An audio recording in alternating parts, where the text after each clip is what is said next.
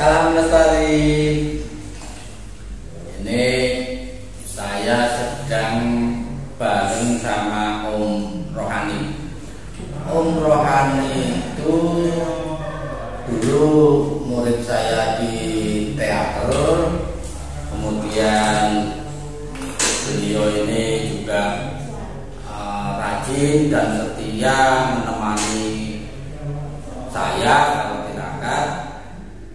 Dan bahkan waktu saya bertapa 40 hari di Lawu, jenengan ya pulang balik ke Puncak, dari Puncak ke Semarang, nanti ke Semarang jenengan apa kuliah lagi? Kuliah? Ya sebenarnya nggak kuliah, waktu itu nggak kuliah. Saya punya naik, kemudian nanti turun, kemudian naik lagi. Jadi turun ke Semarang kalau ada urusan, nanti kalau urusan selesai dia naik lagi gitu. Ingat gak Om Rohani? Ya. Waktu kita turun itu kita kan bareng sama seorang petapa ya, Mbak Senen. Iya Mbak Senen. Mbak Senen orang Wonogiri. Iya. Waktu turun itu kita kehujanan. Iya. Nah, anehnya Mbak Senen ini bajunya tetap kering. Jadi seolah-olah itu dia ada payungnya. Iya. Piye? Cerita dong. Oh iya, jadi waktu itu Mas Alek kan bertapa selama 40 hari. Kemudian saya mondar-mandir karena saya dari Mas Alek, maka ketika ada kebutuhan saya harus pulang ke Semarang. Setelah urusan selesai, kemudian naik lagi, dan itu bukan hanya sekali 2 kali. Nah, pada suatu momen ketika kita turun, itu kita berbarengan dengan salah satu petapa Lawu yang berasal dari Wonogiri, namanya Mbak Senen. Nah, ketika sedang perjalanan, seperti biasa namanya di alam itu kadang mendung, kadang cerah. Nah, saat itu tiba-tiba hujan. Nah, kita berjalan, ya tentu saja kedahanan. Ya, kita ya lumrah lah kalau di gunung hujan ya Mas ya. Tetapi alangkah kagetnya ketika Miran melihat Mbak Senen kok bajunya belas orang teles, nggak basah sama sekali. Nah, itu kemudian kita mikir, wah ini berarti orang sakti ya? Atau memang begitu ya Mas? Kalau para pertamu itu punya kesaktian? Enggak juga. Kebetulan. Enggak, aku malah mau tanya. Iya. Nah, analisa dengan bagaimana? Ini kira-kira loh Mas. Ini menurut saya para pertapa itu dia punya kedekatan dengan Tuhan, kemudian dia bisa menyatu dengan alam. Nah, ini juga dari kata sakti atau karomah atau kehebatan yang lainnya. Tetapi saya melihatnya bahwa orang-orang yang sudah menyatu dengan alam, kemudian dia bisa meminta kepada alam untuk mengikuti apa yang dia kehendaki. Tentu saja, ini saja atas laku atau jasa dari Tuhan, dan dia sudah menembusnya dengan laku yang saya yakin tidak mungkin kita lakukan dengan mudah.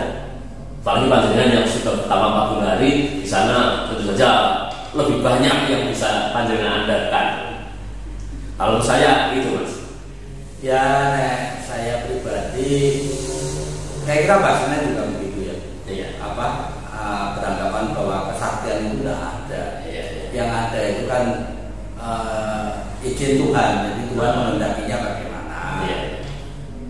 Dan saya kira waktu itu juga Mbak Senen tidak mungkin merapalkan satu mantra tertentu, karena kalau dia merapalkan mantra anti hujan berarti bertapanya gagal. Karena hasil dari bertapa adalah antara lain ya, kalau di sana itu kesaktian itu nggak ada. Jadi kita cuman diarahkan untuk bisa hidup berdampingan dengan alam secara bijak. Terus habis itu kan kayaknya setelah kita berpisah itu jenengan masih suka ke Lawu loh. Oh iya, jadi ada pengalaman ada. Ini semacam candu ketika kita sudah naik itu. ketika saya udah turun ke bawah, kemudian rasanya tuh kangen. Nah, ketika saya naik ke laut itu, saya merasa pulang ke rumah, Mas. Nah, itu yang menyebabkan saya selalu pengen naik ke laut. Itu sama itu. Istri saya dia ngomong itu kalau naik ke laut itu katanya rasanya balik ke rumah. Oh, iya. Terus gimana? Nah, itu ada momen yang kemudian akan selalu saya ingat. Kenapa? Karena pada saat saya naik, kemudian saya kepingin mencoba mencari bunga edelweiss yang tergolong langka. Itu saya melipir lewat lereng. Kemudian ketika merambat lewat yang akan agak terjal itu, saya lihat ke bawah itu ada menjangan, Mas. Menjangan tanduknya bagus, dia sedang dekem, sedang duduk lah.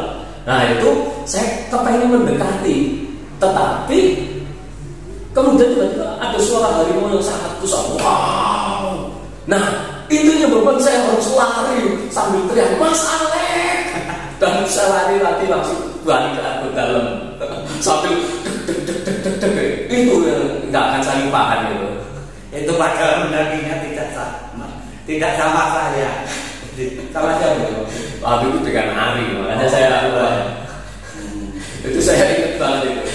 Mungkin karena saya sangat derek Mas Alek, sehingga ada kejadian apapun saya selalu bilang Mas Alek. Karena saya merasa selalu masih harus gitu, masih gandol sama Mas Alek. Itu aja. Ya, kalau yang ini saya berani bilang bahwa ini sebuah kesalahan. Artinya apa? Karena sebenarnya ini merupakan satu kalau dalam para psikologi itu disebut otosugesti. Jadi sebenarnya sama aja kalau dia menyebut namanya sendiri rohani. Saya kira ya aman-aman saja. Iya. Kajian yang menarik. Oke, kalau pas nemeni saya waktu bertapanya di sana, itu kan saya nggak bisa banyak memberi perhatian karena saya lebih fokus pada meditasi saya sendiri. Pernah nginap berarti di? Pasti selalu nginap. Pasti nginap. Ada pengalaman apa di sana? Yang menarik, ada hal yang menarik ketika saya nginap di sana karena sebagai bendera Mas Alek, saya juga harus ikut sowan ke Argentara, harus ikut meditasi. Nah, pada saat meditasi itu kita pernah mengalami di mana kondisi saat itu mendung, sedang gerimis. Begitu saya naik, mungkin ini yang mungkin kemudian tiba-tiba jadi terang dan itu tidak hujan sama sekali. Itu bagi saya hal yang mungkin kelihatan tidak masuk akal, tapi itu saya alami sendiri. Jadi banyak hal yang bisa saya ceritakan kalau yang itu. Gitu ya. Iya. Terus panjenengan nyaman mana sebenarnya? Ini jawab juga. Iya. Hidup di hutan, di gunung, atau hidup di sini di kota. Karena apa? Kenapa saya bertanya begitu? Karena saya mengalami ini. Rasanya kayak kebalik. Jadi rasanya aslinya saya tinggalnya bukan di kota ini. Saya tinggalnya itu sebenarnya apa di Gunung Lawu, apa di Gunung Arjuna, apa di mana. Makanya kan saya selalu ingin agar kalau saya tidak bisa meninggal ketika mendaki gunung, maka saya dikremasi saja. Kenapa? Antara lain karena saya merasa gunung itu seperti rumah bagi saya, sedangkan kota itu tempat saya kos. Apa jenengan juga punya perasaan begitu atau itu perasaan saya aja? Iya. Pertanyaan yang menurut saya tiba-tiba kok nyelonong begitu saja. Kenapa? Karena saya pernah mengalami betapa nyamannya hidup di Gunung Lawu. Betapa nyamannya, betapa enaknya semuanya tersedia. Saya ingat banget ketika kita hendak makan, bahkan kita diajari di depan pondok itu kita bisa ngarit kemudian kita masak. Dan bahkan karena seringnya munggah naik turun gunung itu, saya pernah merasa takut ketika bertemu dengan orang di Semarang. Wah, sama. Jadi kayak gugup gitu. Iya, saya pernah mengalami itu sehingga saya lebih cenderung saya lebih suka kalau sendiri.